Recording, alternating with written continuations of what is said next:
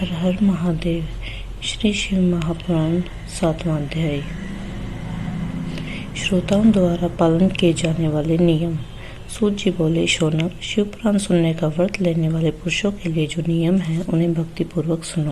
शिव पुराण की पुण्यमयी कथा नियम पूर्वक सुनने से बिना किसी विघ्न बाधा की उत्तम फल की प्राप्ति होती है। दीक्षा रहित मनुष्य को कथा सुनने का अधिकार नहीं है, अतः पहले वक्ता से दीक्षा ग्रहण करनी चाहिए। नियम पूर्वक कथा सुनने वाले मनुष्य को ब्रह्मचर्य का अच्छी तरह से पालन करना चाहिए। उसे भूमि पर सोना चाहिए, पत्तल में खाना चाहिए तथा कथा समाप्त होने पर ही अन्न ग्रहण करना चाहिए।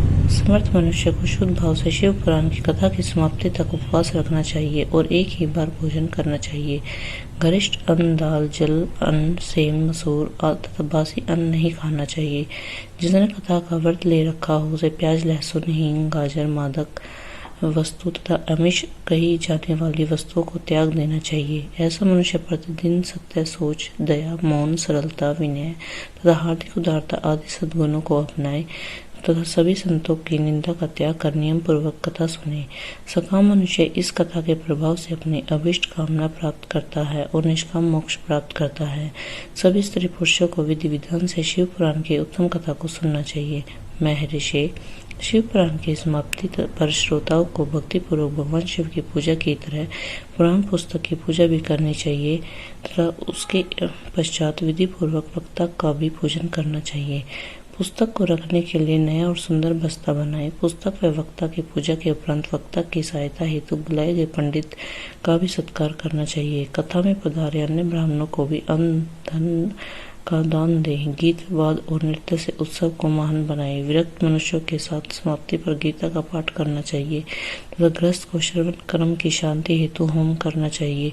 होम रुद्र संहिता के श्लोकों द्वारा अथवा गायत्री मंत्र के द्वारा करे। यदि हवन करने में असमर्थ हो तो भक्ति पूर्वक शिव सहस्त्र नाम का पाठ करे।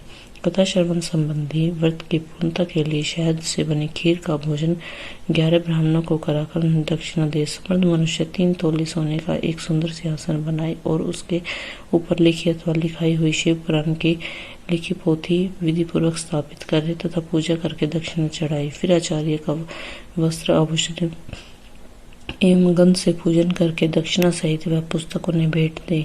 शौनक, इस पुराण के दान के प्रभाव से भगवान शिव का अनुग्रह पाकर मनुष्य भाव बंधन से मुक्त हो जाता है।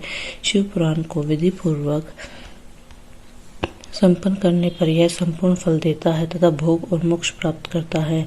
मुने, शिव पुराण का सारा महात्म्य जो संपूर्ण फल देने वाला है मैंने तुम्हें सुना दिया है।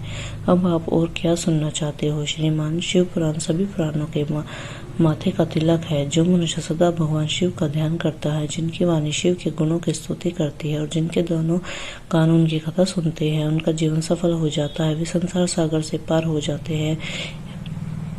ऐसे लोग इहलोक और परलोक में सदा सुखी रहते हैं। भगवान शिव के सच्चिदानंदमय स्वरूप का स्पर्श पाकर ही समस्त प्रकार के कष्टों का निवारण हो जाता है। उनकी महिमा जगत के बाहर और भीतर दोनों जगह विद्यमान है। उन अनंत आनंद रूप परम शिव की मैं शरण लेता हूँ। श्री शिव महापुराण 7वां अध्याय समाप्त। हर हर महादेव।